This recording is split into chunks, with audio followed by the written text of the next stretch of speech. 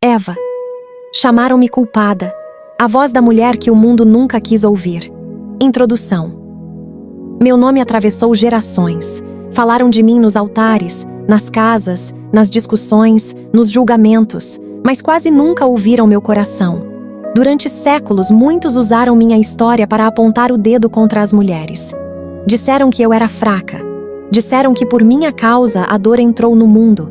Disseram que a mulher era um problema.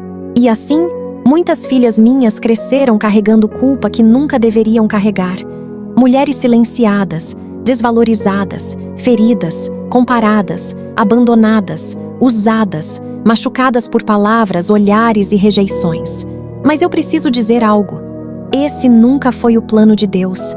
Eu não fui criada para ser inferior. Fui criada para refletir a glória do Criador. Hoje, eu quero contar minha versão, a história da primeira mulher, a história da queda, da dor e da redenção. Porque antes de existir uma mulher quebrada, existiu uma mulher amada por Deus. Capítulo 1. Quando eu ainda não conhecia a vergonha, antes da culpa, existia pureza. O jardim era perfeito. Não havia medo do espelho. Não havia comparação. Não havia rejeição. Eu não precisava provar meu valor. Hoje vejo mulheres tentando ser suficientes para todo mundo, tentando ser fortes o tempo inteiro, tentando carregar pesos emocionais que esmagam a alma. Mas no princípio, não era assim. Eu era completa em Deus. O Senhor me criou com intenção. Cada detalhe meu carregava propósito. Eu não nasci para viver escondida atrás da opinião das pessoas. Mas o inimigo sempre tenta atacar aquilo que Deus criou com valor. E foi exatamente isso que aconteceu comigo. Capítulo 2. A voz que destrói identidades. A serpente não começou oferecendo o fruto. Ela começou atacando minha mente. Foi isso mesmo que Deus disse? Era uma guerra de identidade, porque toda queda começa quando alguém passa a duvidar do que Deus falou sobre si mesmo. Hoje ainda é assim. Milhares de mulheres vivem aprisionadas por vozes. Você não é suficiente. Você nunca será amada. Seu valor depende da aparência. Você precisa ser perfeita. Você precisa agradar todo mundo. Eu ouvi uma voz parecida no jardim. A serpente me convenceu de que eu precisava de algo além de Deus para ser completa. E então, eu caí. O fruto parecia bonito. O pecado sempre parece bonito no começo. Mas depois que provei, perdi minha paz. Porque tudo aquilo que promete preencher a alma sem Deus termina produzindo vazio. Capítulo 3. O peso da culpa feminina. Depois da queda, veio a vergonha. Pela primeira vez eu quis me esconder. E desde então, muitas mulheres vivem escondidas, atrás da maquiagem emocional, atrás do sorriso forçado, atrás da aparência de força. Mas por dentro estão cansadas. Eu conheço essa dor. Conheço o sentimento de carregar culpa, de se sentir insuficiente, de olhar para si mesma e pensar: eu estraguei tudo. E o pior não foi apenas cair. Foi ver meu nome sendo usado durante séculos para diminuir mulheres. Quantas vezes minhas filhas foram silenciadas? Quantas tiveram sua dor ignorada? Quantas foram tratadas como se fossem menos importantes? Isso corta meu coração, porque Deus nunca criou a mulher para viver humilhada. O pecado feriu homens e mulheres igualmente. Mas havia uma dor ainda mais profunda me esperando. Eu me lembro do dia em que Abel saiu. Seu coração era sincero diante de Deus. Seu olhar carregava pureza. Mas o pecado que entrou no jardim através da desobediência agora crescia dentro da humanidade. E então, Caim matou seu próprio irmão, meu filho, meu Abel. Nenhuma mãe está preparada para sepultar um filho. O chão que recebeu o sangue de Abel parecia gritar diante dos meus olhos. A dor daquela perda atravessou minha alma como uma espada.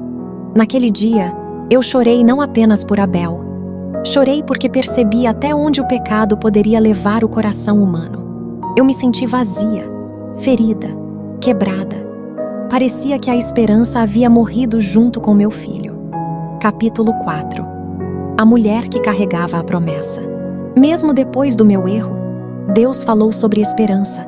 Ele declarou que da descendência da mulher viria aquele que pisaria a cabeça da serpente. Você entende o que isso significa? O inimigo tentou usar uma mulher para espalhar destruição, mas Deus usaria uma mulher para trazer redenção ao mundo. Isso mudou tudo. Então eu percebi. O céu não havia desistido de nós. Mesmo feridas, ainda carregávamos propósito. Mesmo machucadas, ainda éramos vistas por Deus. Mesmo chorando, ainda éramos amadas.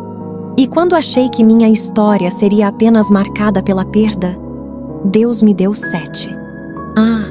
7. Quando o segurei nos braços, senti algo florescer novamente dentro de mim. Não porque Abel pudesse ser substituído. Um filho nunca substitui outro, mas porque Deus estava me mostrando que a dor não teria a última palavra. 7 se tornou para mim um sinal da fidelidade divina, uma lembrança de que ainda existia futuro, ainda existia promessa, ainda existia esperança. Depois das lágrimas, Deus ainda me permitiu sorrir outra vez. Capítulo 5. Cristo restaurou aquilo que o mundo quebrou. Quando vi Jesus, eu compreendi. Ele não tratava mulheres como o mundo tratava. Ele enxergava valor onde todos viam desprezo.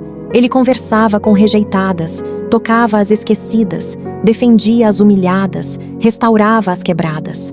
Em Cristo, a mulher não é um erro. Ela é parte do propósito eterno de Deus. A cruz restaurou aquilo que o pecado tentou roubar: a dignidade, a identidade, o valor, a voz. Hoje, muitas mulheres vivem tentando encontrar aceitação em lugares errados, mas nenhuma aprovação humana consegue curar uma alma ferida. Só Cristo pode fazer isso, porque Ele não olha apenas para a queda. Ele olha para aquilo que sua graça ainda pode reconstruir. Conclusão.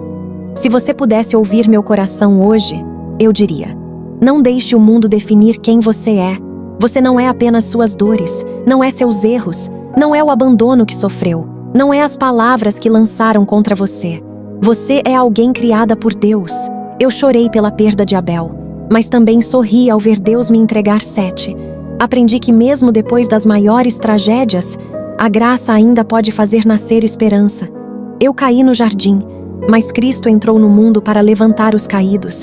E se a graça de Deus alcançou a primeira mulher, ela também pode alcançar você, porque no final, a culpa não venceu, a redenção venceu.